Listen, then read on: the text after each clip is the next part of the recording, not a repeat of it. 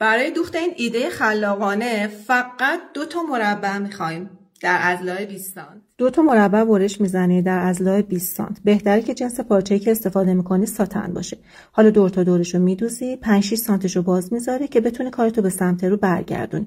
وقتی به سمت رو برگردوندی، اون قسمتی که باز هست رو بدوز، ببر زیر اتو و اتو بزن. حالا 4 تا ضلع مربعتو از وسط نصف کن، علامت بزن و بعد 4 تا ضلع رو به هم دیگه وصل بکن که شما توی قسمت وسط کار یه لوزی داشته باشی. حالا که تا اینجای آموزش اومدی، ممنون میشم که این آموزش رو لایکش کنی، سیوش کنی، برای دوستات بفرستی و نظرتو برای من کامنت کنی.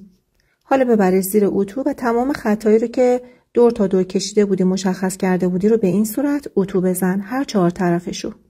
ببریش زیر چرخ و با فاصله 2 سانتی متر از قسمت لبه مربع دور تا دورش رو یه چرخ کاری بکن.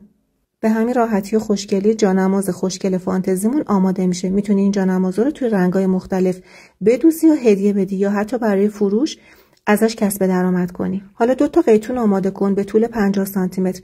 از یک طرف با استفاده از یه دونه سنجاق قیتون رو دور تا دور کار رد بکن. دقیقاً به کاری که من دارم انجام میدم دقت کن، چون باید 2 طرف قیتونت از 2 گوشه کار بیرون بزنه. بچه‌ها این ایده خوشگلیه که حتی میتونید توی سایزهای مختلف برای دوخت کوسن یا دستگیره هم ازش استفاده بکنی. وقتی قیتون رو از سمت دیگه درآوردی، حالا 2 سر قیتونتو به هم دیگه گره بزن. قیتون بعدی رو بیار، دوباره با استفاده از سنجاق دقیقاً از ضلع روبروی همون قسمتی که قیتونتو اول رد کرده بودی. ببین با دست دارم نشون میدم. دوباره از اینجا قیتونتو دور تا دور رد میکنی و دوباره از همون قسمت بیرون میاری و مجدداً گره میزنی. دوختش خیلی راحت و آسون و خیلی هم سریعه.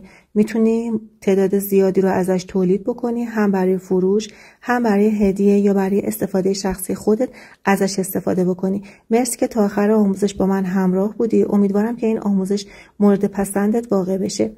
حالا 2 طرف قیتونت رو به این صورت میکشی و یه گل 4 پر خوشگل داری. من توی 3 رنگ مختلف اینو دوختم. شما هم میتونید توی رنگ‌های مختلف بدوزی و ازش استفاده بکنی و لذت ببری. مرسی که تا پایان آموزش با من همراه بودی.